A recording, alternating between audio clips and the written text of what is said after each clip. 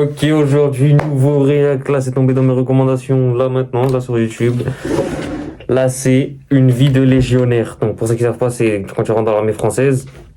Il y a soit l'armée française où tu fais l'armée, mais tu restes en France. Et là, il y a l'armée où tu travailles pour l'armée française, mais à l'étranger. Tu sais, tu combats ceux qui combattent la France depuis l'étranger. Tu vas à l'étranger, en gros. C'est parti.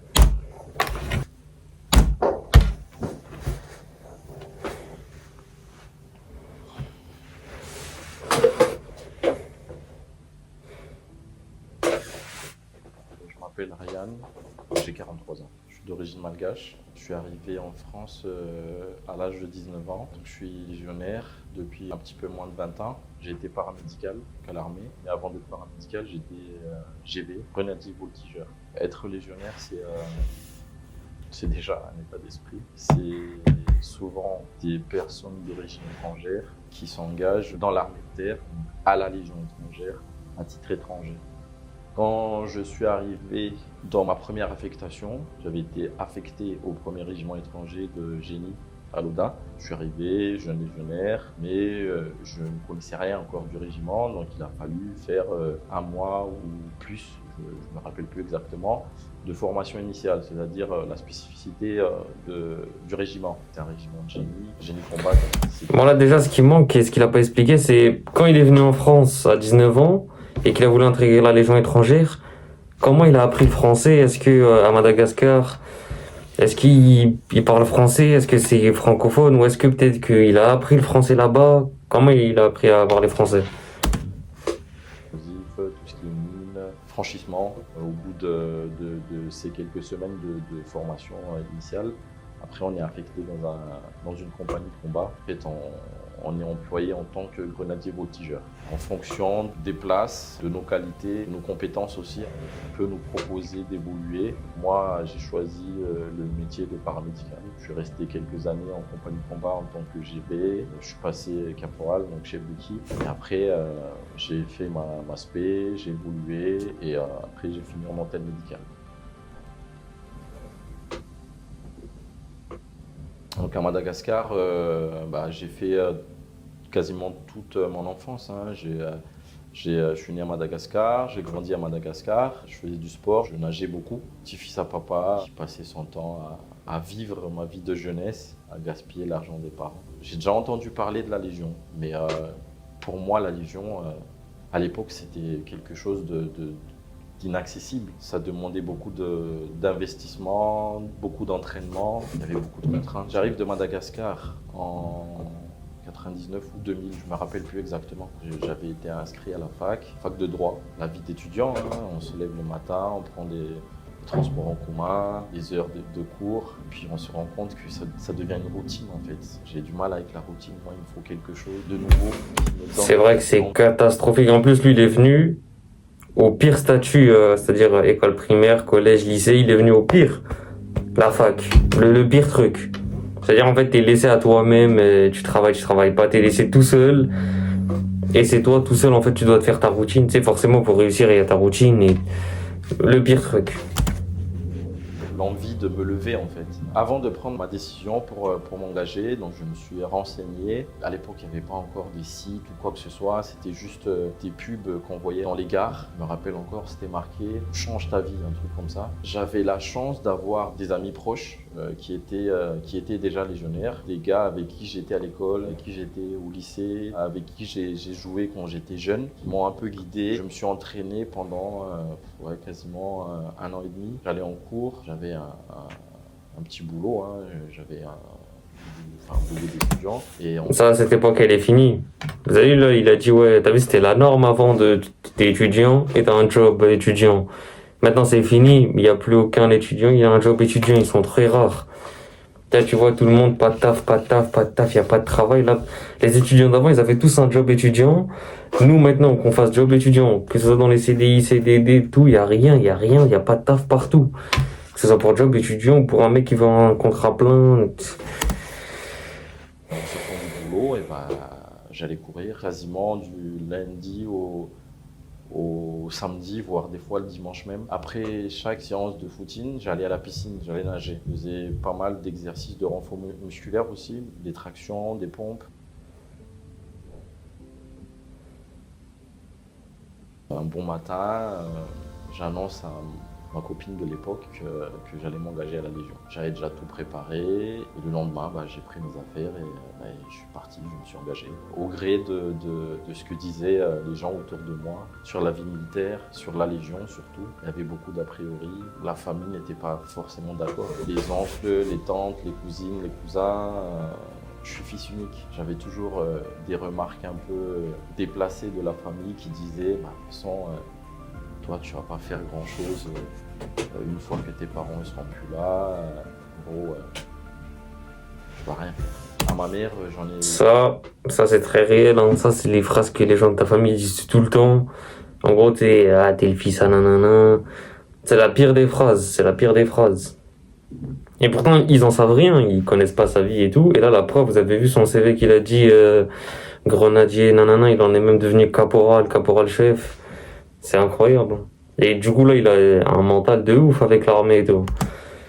J'en ai vite fait parler. À l'époque, elle me disait si c'est ton choix, écoute, pourquoi pas. Mais en fait, je lui ai pas vraiment dit que ma décision elle était prise. Comme rien n'est facile, hein, il y a eu quelques obstacles, notamment des problèmes de santé. Je crois. Ah, d'ailleurs, il est rentré. Ah non, il est venu en France en 2000. Il s'est engagé cette même année, donc en 2000, je crois. Est-ce qu'il va parler du 11 septembre? Parce que t'as vu, le 11 septembre 2001, ça a impacté le monde entier. Et j'aimerais bien savoir comment ça a impacté l'armée française quand lui, il est rentré à la Légion étrangère, surtout que la Légion étrangère, c'est qui opère à l'étranger. Donc je pense qu'il a dû faire l'Afghanistan. Afghanistan, Irak aussi, je pense. Je me suis blessé une semaine avant de m'engager, donc j'avais une entorse au genou. C'était problématique de pas être blessé quand on s'engage, mais bon, j'avais plus le choix, il fallait y aller parce que le temps est compté. C'était pas ce qui me posait le plus de problèmes en fait, parce que quand je suis arrivé à l'antenne médicale pour passer mes visites, j'avais eu une carie, donc on m'avait recalé la première fois pour ça, donc j'avais pas été retenu. On m'a demandé d'aller me soigner et de revenir 2 mois plus tard. 2 mois après, j'y suis retourné. Ça, je pense, ils ont très raison. Parce que ça, t'as vu, moi, j'ai eu des caries et tout. Et en fait, bon, t'as la carie, ça te fait pas mal au début. Ta dent, elle est dégueulasse à voir et tout. Ça te fait légèrement mal de temps en temps. Ça dépend, plus la carie, elle avance. Mais vient un moment où ta carie, elle va être enfoncée jusque dans la racine, même. Non, ça se voit pas à l'œil nu. Ça va tellement enraciner profond. Et après longtemps, après peut-être 2-3 mois, ça va te faire une douleur très très mal. Et ça fait qu'en fait, tu seras obligé d'arrêter l'armée. Et donc, c'est pour ça qu'ils te disent, va la faire soigner et viens. Parce que sinon, il va pas durer dans l'armée. Avec sa carie, là, il va tout de suite revenir. Les dents, ça rigole pas. Et j'ai été accepté. Voilà. J'avais pas de nouvelles de ma mère et elle n'avait pas de mes nouvelles non plus. Pendant plusieurs mois, parce que quand on fait ses classes, on n'avait pas accès au téléphone. Et je me rappelle à l'époque, quand on recevait des courriers, parce qu'on recevait quand même des courriers, les cadres, ils nous faisaient pomper en fonction du nombre de courriers qu'on recevait. Et ça, c'était marrant, parce que dans la vie civile, quand le facteur il vient déposer le courrier dans la poste, il ne vous demande pas de pomper. Et nous, en fait, quand on recevait les courriers, on pompait. La marche képi blanc, à la fin du premier jour, j'avais une entorse au talon d'Achille. Donc ma cheville commençait à gonfler. Mais il fallait que j'atteigne mon objectif. Donc il fallait que j'obtienne ce képi blanc, ce fameux képi blanc. Et dans ma tête, je me dis, il faut que je réussisse. C'est ma fierté. C'est aussi montrer à ma famille que je suis capable de faire quelque chose. Mais surtout, il faut que je réussisse pour que je puisse enfin donner des nouvelles à ma mère. Donc je pensais à ma mère, du coup, avec les larmes aux yeux et la douleur au talon. Je marchais. Je serrais les dents et je marchais. À la fin de la première journée, donc bivouac le soir, toute la section est regroupée autour du feu, à boire du vin chaud, à chanter. Chacun y chante une chanson de son pays d'origine. Moi, j'étais le seul malgache, donc je chantais tout seul. Je ne disais à personne que j'avais mal, et puis je montrais à personne que j'avais mal. J'avais pas retiré mes rangers. Du coup, pour dormir, j'ai dormi avec les rangers sales dans mon sac de couchage, justement parce que j'avais eu peur que si je retirais mes rangers, j'allais plus pouvoir les remettre le lendemain parce que tellement ça faisait mal. Donc j'ai continué la marche Képi Blanc le lendemain avec la douleur. Et à la fin de la marche, c'était plus possible, c'était très difficile. Donc je commençais à boiter, et puis les cadres, ils ont vu que ça n'allait pas. Ils m'ont demandé si je voulais arrêter. J'ai dit non, j'arrête pas, je continue. À la fin de la marche, il fallait se changer, se mettre en tenue de parade pour la remise du képi blanc. Et j'avais eu peur, parce que je me suis dit, je ne vais pas pouvoir remettre mes rangers en fait.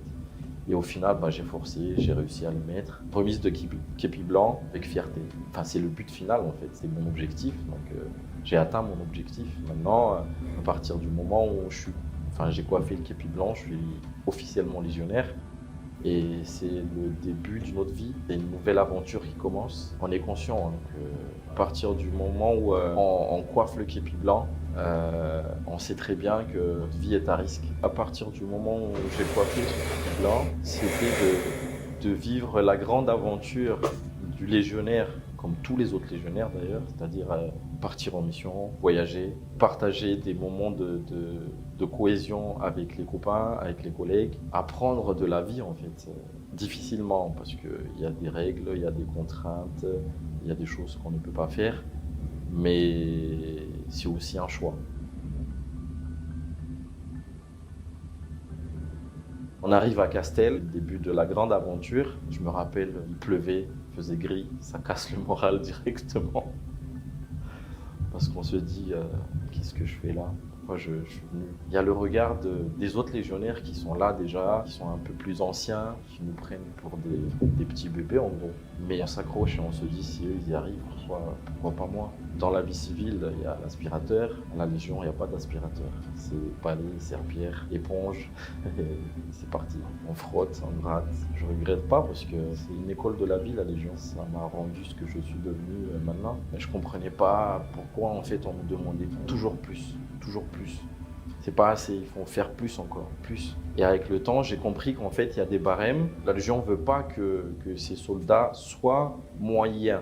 La Légion veut que les légionnaires soient à la perfection, qui se donnent au maximum. C'est devenu un challenge. On cherche nos limites. D'ailleurs, je ne connais toujours pas mes limites. On va chercher à aller au-delà de ce qu'on peut faire.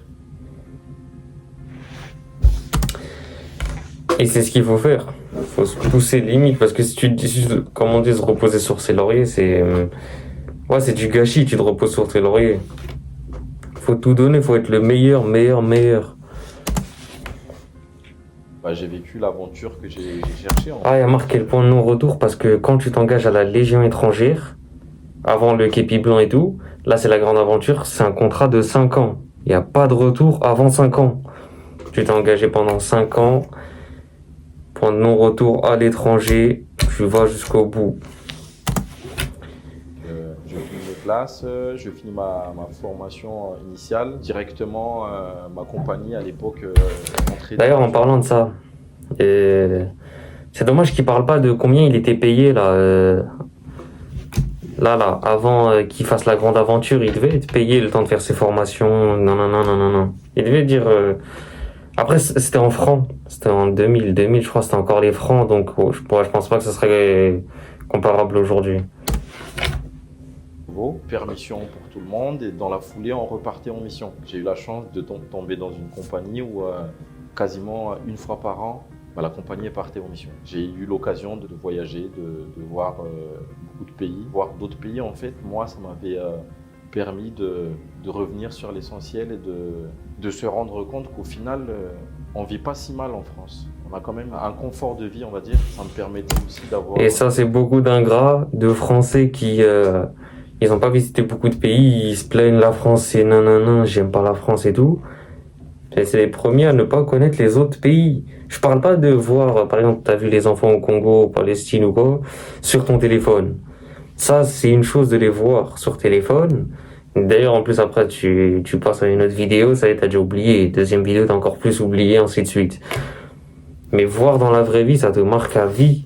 De voir qu'il y a des gens, leur salaire, par exemple, c'est 2 euros. Pour 2 euros, il te fait pas un 8h-17h. Il te fait un 8h-22h. Tu vois? Et à la fin, il est même pas sûr d'être payé, mais il va le faire. C'est... Donc en fait, tu te dis qu'en France, ça et ça, c'est quand tu réunis tout le mal des autres pays, et là tu te compares à la France, c'est pas si mal, hein. Une ouverture d'esprit. Quand on rentre de mission, on est bien content parce qu'on est rentré, on retrouve le régiment, on retrouve la famille, notre train-train quotidien, puis on reprend la vie normalement. Au bout de quelques semaines, quelques mois, on a envie de repartir parce que ça devient notre moteur. Et puis il y a eu... Ah ouais, là il dit ça devient notre moteur. Je pense que ça fait comme les braqueurs, tu sais, quand tu braques une fois, faites pas de braquage, hein. Mais si tu braques, t'as l'adrénaline. Cette adrénaline, tu la ressens jamais. Mais là, tu l'as ressenti, c'est un truc de ouf. Et à la fin, quand t'as réussi sans l'impunité, t'es sous adrénaline de ouf. Tu te dis, wesh. Et du coup, tu la reveux, cette adrénaline, tu la reveux encore. Et ce qui fait qu'en fait, tu fais pas de pause et tu reviens. Et là, tu te fais choper comme Red One Fight. Il y a eu mon dernier départ où j'avais été très grièvement blessé. Avec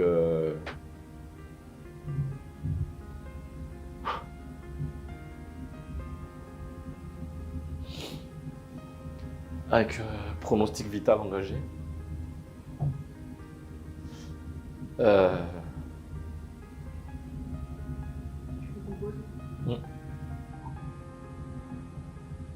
Je vais partir à un endroit, donc en début d'année. C'est un lieu que je connais déjà, où j'allais assez régulièrement. Donc du coup, j'ai demandé à changer, à troquer ma place. Mais en contrepartie, j'avais demandé à partir quand même dans l'année. On m'a donc proposé un nouveau départ quelques mois plus tard. Malheureusement, j'avais pas pu partir parce que j'avais eu le Covid et qu'il n'y avait pas assez de temps pour que je me rétablisse avant de partir. En fait, la date de départ était trop proche. Enfin, je suis pas parti sur la deuxième mission qui était prévue. Pendant que j'étais d'astreinte, mon chef m'avait annoncé que j'étais désigné pour partir sur une mission un mois et demi après, ou 2 mois après, je ne me rappelle plus exactement. Pas refusé, hein, parce que j'ai jamais refusé les départs. Au contraire, on est toujours là à demander c'est quand qu'on part, c'est quand qu'on part. Donc j'ai sauté sur l'occasion, quoi. J'avais besoin de partir, j'avais besoin de changer un peu d'air, j'ai accepté. Pendant la préparation de cette mission, tout se passe bien, pressé de partir, avec beaucoup de volonté d'accomplir cette mission, d'excitation, de besoin, de défi encore, de se dire voilà, c'est une nouvelle mission, il faut se donner au max. Je porte l'image de la Légion, donc il faut que je sois parfait. Quelques jours avant le départ, d'habitude quand je pars, je préviens personne. Je préviens, j'annonce juste que je pars en mission, mais je ne rentre pas dans les détails. Je ne raconte pas à ma famille qu'est-ce que je vais faire, où je vais. Enfin, voilà, je pars en mission, je pars en mission. Avant de partir sur cette mission, j'avais alerté un peu tout le monde. J'avais appelé ma tante, pas pour lui mettre en garde, mais pour lui donner des consignes. Si jamais il m'arrivait quelque chose. J'avais prévenu ma mère, j'avais prévenu les proches. Au boulot, on avait fait un pot, puisque moi je partais en mission et entre-temps, les potes qui étaient là, ils allaient être mutés dans d'autres régiments. Qu'à mon retour, on risquait de ne plus se revoir. C'était pour partager des moments aussi conviviaux. Pendant le pot, j'avais des pressentiments. J'avais posé des questions, beaucoup de questions, notamment sur le site où j'allais être affecté. Il y avait un pote qui, lui, rentrait de ce pays, mais lui, il ne connaissait pas le site. Je m'y intéressais beaucoup, sans savoir que, en fait, j'allais être blessé. 10 jours après que je sois arrivé sur le territoire, on était sur une opération où il s'est passé un événement classique, mais on ne s'y attend pas. On ne se dit pas que ça pouvait nous arriver, que ça n'arrive qu'aux autres. Et en fait, en une fraction de seconde, la vie elle a basculé. C'était un véhicule piégé avec un kamikaze donc, qui se fait exploser à côté de nous. Quand j'ai vu le véhicule, je savais que il n'était pas là par hasard. Je vois ma vie défiler et dans ma tête, je me dis c'est mon dernier jour, je vais mourir. Et moi, là c'était pour les criblés, donc j'avais été projeté 10 mètres plus loin. Il a dit véhicule piégé, je pense, j'ai une idée du pays. Je pense pas que ce soit l'Afghanistan, mais je pense que ce soit où il y avait les drapeaux noirs. Irak, Syrie, tout ça, je pense que c'était vers là-bas, là, vous savez, je pense que c'était vers là-bas, il a dit véhicule piégé. En plus, là-bas, c'était chaud de ouf. Mais eux, ils avaient même fait leur état entre 2014 et 2017. 3 ans en tout. Et là, je me rends compte que je suis vivant.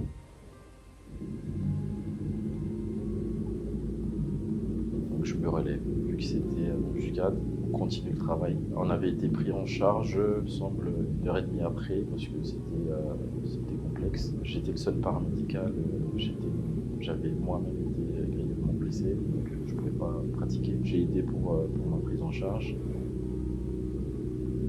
On perd 2 fois sur le territoire pour me stabiliser parce que j'étais pas transportable pour le rapatriement en France. Et je me réveille plusieurs semaines après dans un hôpital militaire à Paris. On m'annonce que en fait, je suis un miraculé parce que j'aurais pu y passer. Je rentre pas dans les détails de la blessure parce que c'est personnel. On va dire que je reviens de très loin et que quand je suis sorti, on m'a appelé le miraculé. Mais d'ailleurs, on m'appelle encore le miraculé. Quand on connaît les circonstances, quand on a vécu ce contexte, la vie devient un peu compliquée, dans le sens où on se pose des questions tous les jours. Pourquoi je suis vivant? Pourquoi je suis encore debout? Alors que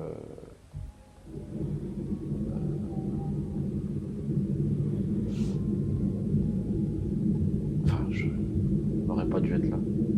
Je sors du coma, il y a un général qui vient me rendre visite, qui me remet une médaille et qui me demande si j'ai des questions, si j'ai une envie particulière. Je lui annonce que, je lui demande de me rééquiper, de me réarmer et je demande à repartir. Un peu surpris, mais pas choqué. Il me regarde, il regarde les médecins et là il me dit mais monsieur, je crois que vous ne vous rendez pas compte d'où on vous a ramené. J'étais animé par cette envie de repartir. J'avais une détermination en fait.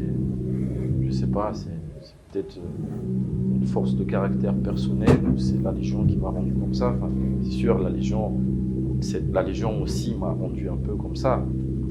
J'avais demandé à marcher après quelques heures après que je sois sorti du coma. On m'avait dit que je pouvais pas parce que ça faisait plusieurs jours, plusieurs semaines que j'étais alité. Et puis moi, je me rendais pas compte en fait de tout ça. Je me suis assis au bord du lit, je me suis auto-verticalisé. Les soignants, ils étaient obligés d'appeler la kiné qui est venue en urgence avec un déambulateur et j'ai marché. Pour moi, il fallait que je me remette sur les pieds pour pouvoir repartir. J'avais pas accompli ma mission jusqu'au bout. J'avais pas fini ce que je devais terminer, donc il fallait me repartir jusqu'au jour où les médecins ils m'annoncent que c'est terminé, que je ne repartirai plus. Et là, la vie s'effondre. C'est un choix de m'engager à la Légion. La Légion m'a appris beaucoup de choses. La Légion m'a fait grandir. La Légion m'a changé, a fait de moi un homme. Et on vous annonce du jour au lendemain que c'est terminé. Je me suis effondré.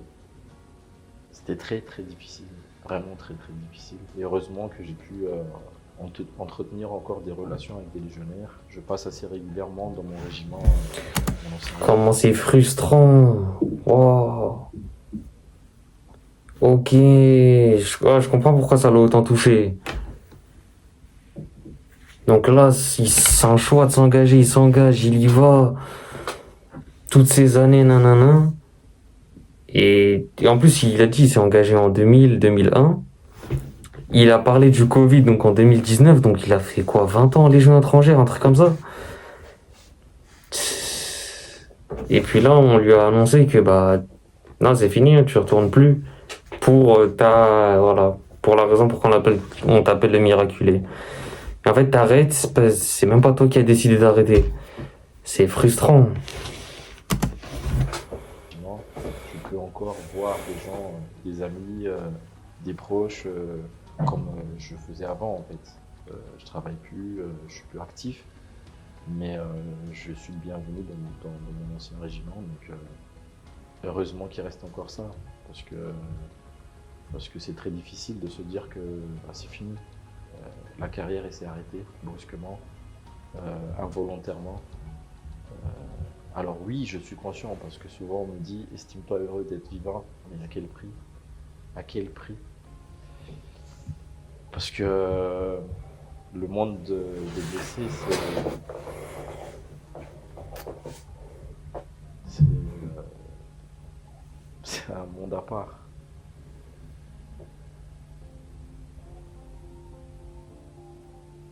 J'avais été blessé physiquement, mais je suis blessé psychiquement aussi. J'ai des séquelles qui sont invisibles. Donc je suis suivi pour mes blessures organiques, pour mes blessures physiques, mais je suis suivi aussi pour le reste des blessures. Je suis en pleine reconstruction, on va dire. Je ne sais pas comment on peut appeler ça une chance, un miracle. Je ne sais pas, chacun il l'interprète comme il veut. Mais je suis vivant, je dois continuer à me battre et à aller de l'avant. Je m'accroche à la vie grâce au sourire d'une personne que je ne citerai pas.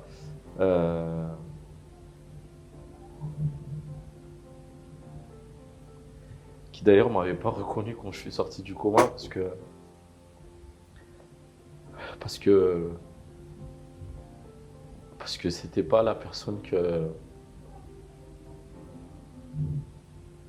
qu'il avait connue. Je m'accroche et je me bats chaque jour.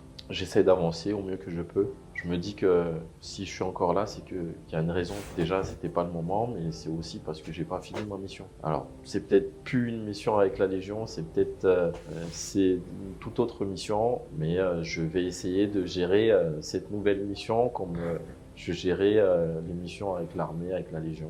Il faut aller de l'avant, se reconstruire, se relever, saisir cette nouvelle occasion, faire en sorte que la vie se passe mieux et qu'elle soit plus agréable. Aujourd'hui, j'ai des projets. Lors d'un stage de reconstruction des blessés, j'avais rencontré donc un autre blessé de l'armée de terre avec qui je partage la même passion. On a pour projet de courir un rallye ensemble. C'est un projet qui demande beaucoup d'investissement et beaucoup de bonne volonté. Avant même de m'engager à la Légion, j'étais passionné de rallye, sachant que dans ma famille, il y avait des gens qui couraient.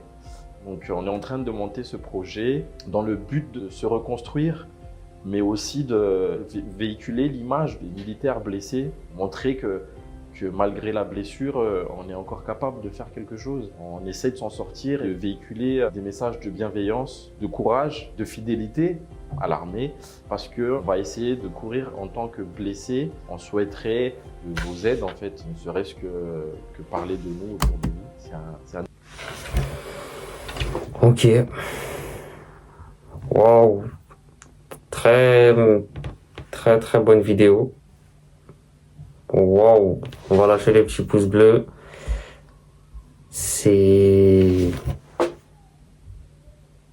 En fait, je vois totalement ce qu'il veut dire. La frustration, même moi, ça m'a fait ça dans beaucoup d'exemples. Bon, moi, j'ai pas fait la Légion, j'ai pas encore fait l'armée. Mais dans tout autre type de domaine, ça m'a fait ça. La frustration, le fait que toi, tu veux, mais tu ne peux pas, et t'es frustré. Tu veux, toi, t'as l'envie, mais tu ne peux pas. Ou on te refuse, ou pour autre raison, mais toi, t'as envie, mais c'est pas quelque chose que tu peux faire. C'est tellement frustrant, la frustration, l'une des pires des choses, hein. Franchement, moi, il n'y a pas comme la frustration, il n'y a pas une chose comparable. T'es frustré, ça te tue ta vie. Tu sais, encore lui, il a réussi à tourner la page et tout. Il avait un autre collègue de l'armée de terre avec qui ils ont la même passion. Mais c'est pas tout le monde qui se remet de la frustration. C'est pas tout le monde qui s'en remet. Ah non, t'es frustré à vie. Après, c'est dommage, il a pas donné les détails de la blessure. Du coup, un véhicule lui a explosé dessus, oui. Mais qu'est-ce que ça a fait? Organique, genre, enfin, on sait pas. Il a pas voulu donner de détails. C'est dommage. Mais au moins, il s'en est remis, il essaie de tourner la page au mieux, c'est le mieux. Mais c'est pas tout le monde qui se remet de la frustration, Par exemple, moi, je sais que c'est moi, ça va être trop difficile. Des fois, quand je suis frustré, je suis frustré. Par exemple, moi, je peux pas me dire, ouais, la Légion, c'est fini pour moi. Je me dis, non, j'y vais, j'y vais, j'y vais, j'y vais, j'y vais, j'y vais, j'y vais. Tu sais, enfin, je pourrais pas, c'est trop dur de passer à autre chose. C'est de la frustration, c'est trop dur. Ah, franchement, courage à lui, hein. Et franchement, vous savez que même le fait d'en parler, franchement, il a été très courageux, hein. Il en a eu les larmes aux yeux et la frustration, waouh. Bon, dis-moi ce que t'as pensé en commentaire, toi. Lâche le pouce bleu, abonne-toi et nous on se dit au prochain réel.